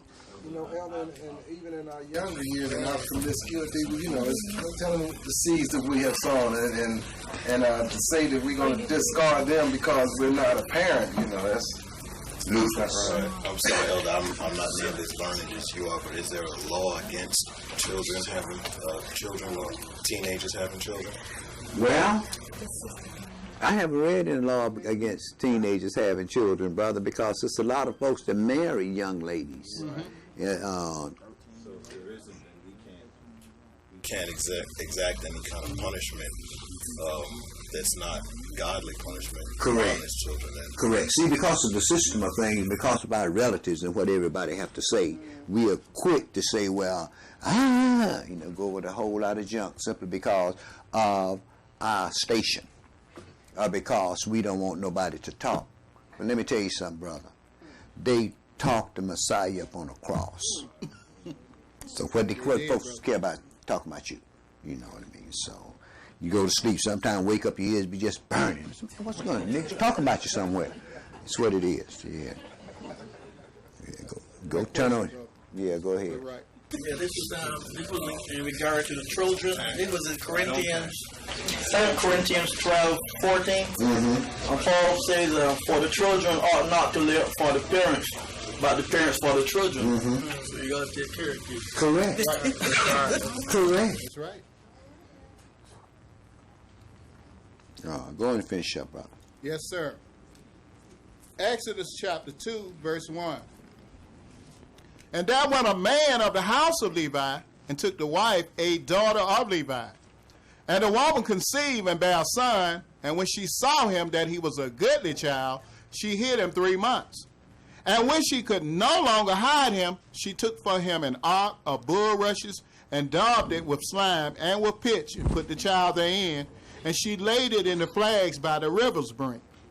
And his sister stood afar off to wit what would be done to him. And the daughter of Pharaoh came down to wash herself at the river, and her maidens walked along by the river's side. And when she saw the ark among the flags, she sent her maids to fetch it. And when she had opened it, she saw the child, and behold, the babe wept. And she had compassion on him, and said, this is one of the Hebrews' children. Then said his sister to Pharaoh's daughter, shall I go and call to you a nurse of the Hebrew women, that she may nurse the child for you? And Pharaoh's daughter said to her, go. And the maid went and called the child's mother. And Pharaoh's daughter said unto her, take this child away, and nurse it for me, and I will give you your wages. And the woman took the child and nursed it. And the child grew, and she brought him unto Pharaoh's daughter, and he became her son. And she called his name Moshe, and she said, because I drew him out of the water. Right, she became his son, but Moshe knew that Yoshebed was his mother. Moshe knew as he got older that he was a Hebrew, and he tried to deal with his people and deal with the system the way he had that he wanted to. But being a Hebrew, we know what happened with that. Verse 23, brother. Yes, sir. And it came to pass in process of time that the king of Egypt died, and the children of Israel sighed by reason of the bondage, and they cried, and their cry came up unto Elohim by reason of the bondage. And Elohim heard their groaning, and Elohim remembered his covenant with Abraham, with Isaac, and with Jacob. And Elohim looked upon the children of Israel, and Elohim had respect unto them. Praise Yah. Now Moshe kept the flock of Jethro, his father-in-law, the priest of Midian, and he led the flock to the backside of the desert and came to the mountain of Elohim, even to Horeb. And the angel of Yahweh appeared unto him in a flame of fire out of the midst of a bush. And he looked, and behold, the bush burned with fire, and the bush was not consumed. And Moshe said, I will now turn aside and see this great sight, why the bush is not burnt. Mm-hmm. And when Yahweh saw that he turned aside to see, Elohim called unto him out of the midst of the bush and said, Moshe, Moshe. And he said, Here am I. And he said, Draw not near hither, put off your shoes from off your feet, for the place whereon you stand is holy ground. Mm-hmm. Moreover, he said, I am the El of your father, the El of Abraham, the El of Isaac, and the El of Jacob. And Moshe hid his face. Right. Now, you see what he said? He said, I'm the God of your fathers. Amen. But we know who it was, an angel, right? The angel said, I am the God of your fathers. The Messiah said, I and my Father are one. Right? That's simply because they agree in one. Amen. That's what it is. There was two different entities, just like the angels and Yahweh is different entities. But the angel could say, well, I'm Yahweh your Elohim. You know why? He was what? He was an emissary that was sent directly to deal with this situation. And got the authority to deal. Of course he has. Of course he had. That's why you think he told Moses, take off shoes off your feet, man, because the place you stand is holy ground. Why is it holy? Because I'm standing on this ground. Right?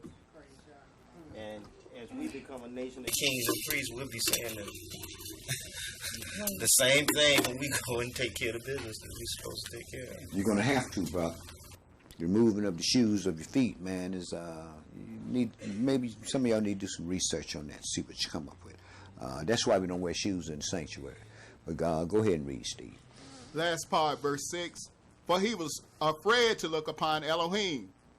And Yahweh said, I have surely seen the affliction of my people which are in Egypt, and have heard their cry by reason of their taskmasters, for I know their sorrows, and I am come down to deliver them out of the hand of the Egyptians, and to bring them up out of that land unto a good land, and a large, unto a land flowing with milk and honey, unto the place of the Canaanites and the Hittites and the Amorites and the Perizzites and the Hivites and the Jebusites. Right, he said, I've heard what you had to say. In other words, I've been given the charge over you. See? And I've heard what you've had to say, and I've received commandment, and I have come down to deliver you, right? It didn't make no difference whether it was Yahweh himself, or whether it was an angel, or whoever it was. They had all of the power of the true and living God. Don't misunderstand or underestimate the power that Yahweh has given you as people. Don't misunderstand it, and please don't misuse it. I know a lot of us walk around and think we know this and we know that. You don't know nothing as you ought to know, and you don't know nothing that you haven't been taught. So if you received it, don't act like it was yours all the beginning. Always learn how to be humble. You can find out one thing. You can catch more ants with honey than you can with a stick. Yeah. Go ahead and read, brother. Yes, sir. Verse 9. Now therefore, behold, the cry of the children of Israel is come unto me, and I have also seen the oppression wherewith the Egyptians oppressed them. Come now therefore, and I will send you unto Pharaoh, that you may bring forth my people, the children of Israel, out of Egypt. Right. This is why I always tell brothers, man, if you think you got a charge, You can think that as much as you want to. Except the angel of the Lord come to you and tell you you got to anoint you, brother, you better leave that alone. Right. Yeah, but you know how folks are. You get folks 19 years old, think they've been in the congregation 2 months and think they're authority on everything. Right. And just picked up the Bible 2 months ago. Right. Right. Go ahead now, read, brother. Verse 11. And Moshe said unto Elohim, who am I that I should go unto Pharaoh, and that I should bring forth the children of Israel out of Egypt? Right. Moses knew he had killed that Egyptian. He didn't want to go back down there. But go ahead and read, brother. Verse 12. And he said, certainly I will be with you, and this shall be a token unto you that I have sent you. When you have brought forth the people out of Egypt, you shall serve Elohim upon this mountain. Right. He didn't say you're going to serve me. He told him I was the Lord your God. But he didn't say you're going to serve me. He said you are going to serve the Almighty El upon this mountain here. That's key there. Okay. Not to go up no mountain now. Yeah. You got to climb the mountain, brother. You got to climb over the mountain and hope it's a million obstacles up on that mountain for you to get across. Because the easier it is, if it get too easy for you, you look behind it, your adversary, the devil's going to be in it. No doubt. Yeah, go ahead and read, brother. Yes, sir. Verse 13. And Moshe said unto Elohim, behold, when I come unto the children of Israel, and shall say unto them, the El of your fathers have sent me unto you, and they shall say unto me, what is his name? What shall I say unto them? And Elohim said unto Moshe, I am that I am. I will be who I will be. Amen. That's what Yahweh means. I will be who I will be. Go ahead, brother. And he said, thus shall you say unto the children of Israel, I am have sent me unto you. And Elohim said moreover unto Moshe, thus shall you say unto the children of Israel, Yahweh Elohim of your fathers, the El of Abraham, the El of Isaac, and the El of Jacob have sent me unto you. This is my name forever, and this is my memorial unto all generations. My name forever is I am that I am. I will be who I will be, and I am the God of Abraham, Isaac, and Jacob. This will be the memorial of all generations. Amen. Man trying to say now, well, he threw the Jews away and he grabbed the Gentiles. No, he didn't. You're a wild olive tree. You've been grafted into this tree here contrary to nature. But see, the adversary, the devil, has told you, say, look, take over this tree, man. Right. So what did you do? You hewed down the tree just like John the Baptist said. Now the axe is laid to the root of the trees. You see? So what happened was Yahweh allowed the adversary, the devil, to hew down this tree so that he can get him some glory in the end. Amen. It's all about him and ain't about us, man. We ain't number pawns. Yeah. Go ahead and read, brother. Verse 16. Go and gather the elders of Israel together. Right, don't go gather them young folk, because them young folks don't know how to pour a pea out of a boot. Right. Go grab the elders of Israel who have lived long enough and went through enough thing to have their senses exercised by the thing that's written in the law. Right. You know, brother, you know the brothers that have come through here and left make me think, brother. It's the same thing with that thing with Rehoboam and Jeroboam. Mm-hmm. They always seek to their peers. Right. Mm-hmm. The scriptures say, ask your elder and he will tell you, right? Mm-hmm. Right. Folks don't want to do that, brother. Everybody think there's some great one. Everybody think there's some great one, brother. Right. That's what the whole deal is. So, you know, what you do is you back up. You know what you're doing. So you do your job and let folks do their job. Yahweh make it all manifest. It's either going to come out to his glory or it's going to come out to their shame. One of the two. So you just sit back and watch the situation and see what's going to take place. And Yahweh make it manifest in its time. Well, the Sabbath day, brother, really makes a lot manifest because the people who do love their Elohim make sure that they are there on the Sabbath because he commanded it so. So that definitely is an indicator of who he is and who ain't. Sometimes. Right. Sometimes, because a lot of times my brothers, folks just can't make it. And you never know why. You never know the reasons why. But it comes up many times that people just can't make the Sabbath day. And sometimes folks have families and they have jobs. and their peers demand, the man that's paying them demand that they be there at work on the Sabbath. They have to be there if they care for the livelihood of their family. You have to understand one thing: the Sabbath wasn't made for man. Man was made for the Sabbath. Right. And when you got an ox in the ditch, like the Messiah said, which one of you have an ox in the ditch that won't put him out on the Sabbath day? Well, that's what happens. A lot of time we get an ox in the ditch and we have to do what we have to do, see. But the thing of it is, when you get right down to it, is your Creator know your heart in the beginning. Amen. It was like this brother that was a servant to a man, and he was getting ready to go, and the man told him to pick up that stuff for them and bring it in the temple here so I can go serve my God. He went. He knew what his job was. He knew he wasn't supposed to go in there, don't he? Right. He knew he wasn't supposed to handle that abomination because it was a sacrifice to a pagan god, right? But what did he do? He went and laid that stuff on Yahweh's altar. Say, you know, I got to go in here because this is my boss, and I got to do what he tell me to do. He say, but you know I don't serve no other God but you, right? Picked up that stuff and went on in temple. Right. You just have to be discreet. You have to know how to do things. And if you don't know how to do things, you can get caught up into a lot of... The letter of the law kills, man. Yeah, we have to understand that, you know. People watch that, too. Of course. Because then when they see you do that, then you can't make no mistakes. Right. And if you don't make no room for no mistakes, if people see you, you know, and you're going to make some mistakes. If you in this flesh, you're going to make some mistakes, and then people say, oh, see that, you did that. Oh, you ain't whole as you. Yeah, you keep the Sabbath day, but you ain't whole as you think you is. You know what I ask folks when they say that? I said, what did you expect? Huh? You dealing with flesh and blood. What did you expect? I had one of my coworkers doing this this week, and they was putting little gifts in your box, and I told another sister, I said, well, you can have that. I said, because I don't receive gifts in the name of Christmas. She said, all right, Mr. Israel. I said, so if I put some money in there, I said, now look, I ain't foolish, man.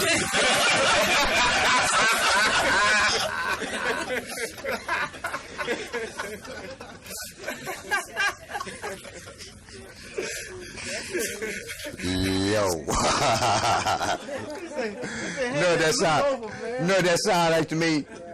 That sound like a brother I knew in Chicago. He was a musician, and guys were trying to get him because they had a gig coming up on that was going to fall on the evening of the Sabbath. You know, when the Sabbath first come in on Friday night on the 6th day, and they tried to get the brother to go, and the brother I think back in then he's gonna make about $50. You know what the brother said? No, man, I ain't gonna break the Sabbath except I get $100.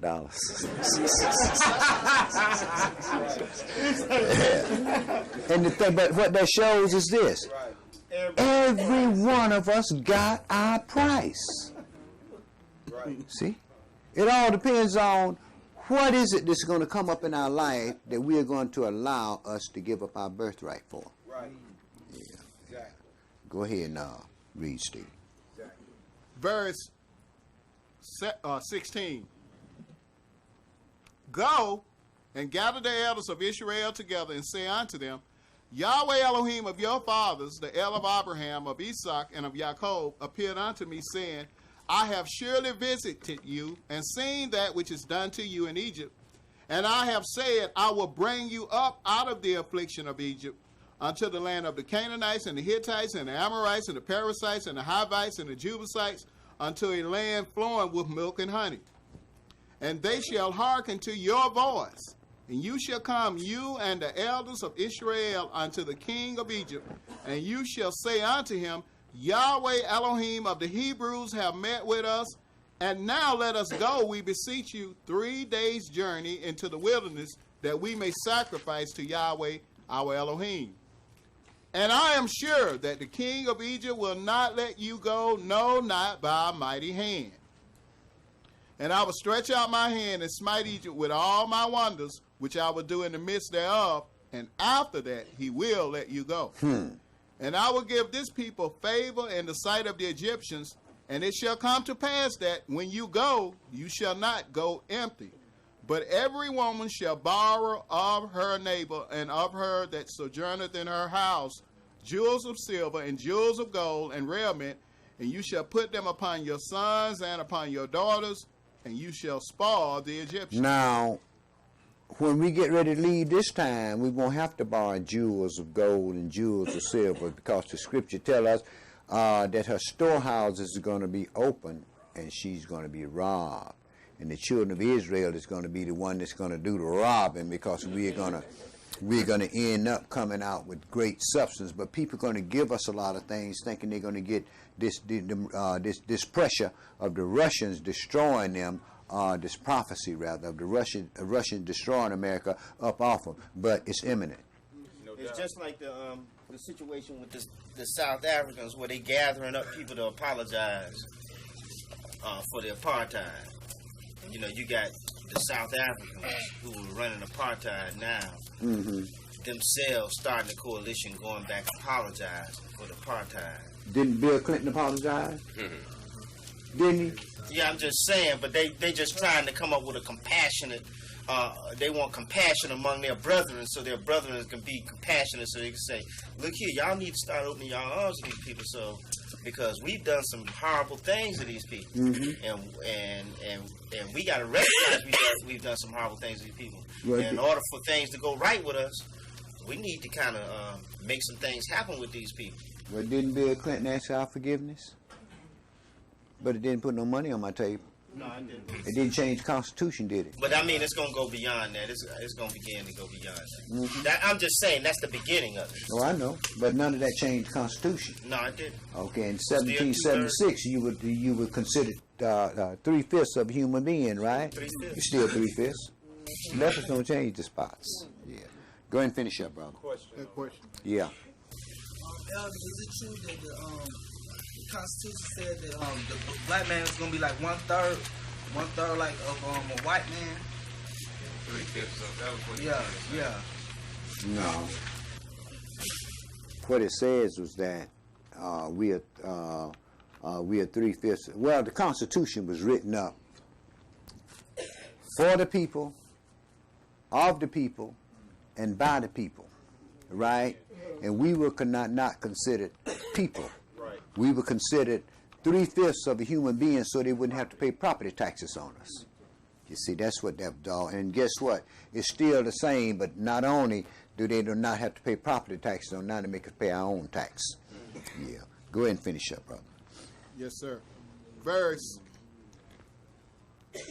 chapter 4, Exodus chapter 4, verse 1. And Moshe answered and said, but, behold, they will not believe me, nor hearken unto my voice. For they will say, Yahweh have not appeared unto you. Right. Do you know what? That's the same thing I heard when I first came to Atlanta. Man, you must be crazy. Ain't nobody told you nothing, man. Where you get that junk from, man? I bumbled around with folks for a whole year before I'd even get anybody to even just listen to what was saying. I was beginning to think something was wrong. I said, man, all these folks here, something is wrong here. Y'all, you need to send me somebody I can deal with. You know what I mean? And the folks he sent for me to deal with, brother, I wanted to take them out there and drop them off one of them bridges on 285 during rush hour. Yeah. But see, I know what that was all about. All of that was that grooming process. Yeah, I know what it was all about. Go ahead and read, Steve. Verse 2. And Yahweh said unto him, what is that in your hand? And he said, a rod. And he said, cast it on the ground. And he cast it on the ground, and it became a serpent. And Moshe fled from before it. And Yahweh said unto Moshe, put forth your hand and take it by the tail. And he put forth his hand and caught it, and it became a rod in his hand, that they may believe that Yahweh Elohim of their fathers, the El of Abraham, the El of Isaac, and the El of Jacob have appeared unto you. And Yahweh said furthermore unto him, put now your hand into your bosom. And he put his hand into his bosom. And when he took it out, behold, his hand was leprous as snow. And he said, put your hand into your bosom again. And he put his hand into his bosom again, and plucked it out of his bosom. And behold, it was turned again as his other flesh. And it shall come to pass, if they will not believe you, neither hearken to the voice of the first sign, that they will believe the voice of the latter sign. And it shall come to pass, if they will not believe also these two signs, neither hearken unto your voice, that you shall take of the water of the river and pour it upon the dry land, and the water which you take out of the river shall become blood upon the dry land. And Moshe said unto Yahweh, O my Adonai, I am not eloquent, neither heretofore nor since you have spoken unto your servant, but I am slow of speech and of a slow tongue. Moses didn't want to go back down into Egypt. That's what the whole deal was with Moses. But go ahead and read, brother. Verse 11. And Yahweh said unto him, Who have made man's mouth? Or who maketh the dumb, or deaf, or the sin, or the blind? Have not I, Yahweh? Now therefore go, and I will be with your mouth, and teach you what you shall say. And Moshe said, O my Adonai, send, I pray you, by the hand of him whom you will send. And the anger of Yahweh was kindled against Moshe, and he said, Is not Aaron the Levite your brother? I know that he can speak well. And also, behold, he cometh forth to meet you. And when he seeth you, he will be glad in his heart. And you shall speak unto him and put words in his mouth, and I will be with your mouth and with his mouth, and will teach you what you shall do. And he shall be your spokesman unto the people, and he shall be to you instead of a mouth, and you shall be to him instead of Elohim. And you shall take this rod in your hand, wherewith you shall do signs. Verse 29. And Moshe and Aaron went and gathered together all the elders of the children of Israel, and Moshe spoke all the words which Yahweh had spoken. Verse 30. And Aaron spoke all the words which Yahweh had spoken unto Moshe, and did the signs in the sight of the people. And the people believed. And when they heard that Yahweh had visited the children of Israel, and that he had looked upon their affliction, then they bowed their heads and worshiped. Okay, my brother, I want to stop right there. And what we'll do next week is we'll pick it up at Exodus chapter 5. I want to stop right there. And like I said, next week we'll pick this up at chapter 5. I just wanted to do up into the calling out of the assembly. And the assembly has already been called to be prepared. And the same thing with us. We are being prepared for a mass exodus from this country. But just as the people here went out in the wilderness, we have to understand it was an 11 days journey. An 11 days journey from Egypt to Israel. And Yahweh kept the folks out there 40 years to purge out from among them those that had rebelled against them when they first came out of Egypt. And when we leave out of here, the exact same thing is going to happen. Only 1 in 3 of us that leave this country is going to go into the land. And my job is to prepare you for this going into the land. I'm not preparing you to get out in the street and kill off somebody, because none of us are warriors. We are an advanced information team, and our job is just to produce and hand out information. Because we know what's going to happen if we try to go to war with these Europeans. They can shoot stuff out of space, and we never even know what hit us. But Yahweh has already told us what we got to do. We got to study His Word and rest in that spirit and do the job that's at hand, because truly one of these days your brother's going to rise up terribly to shake this earth.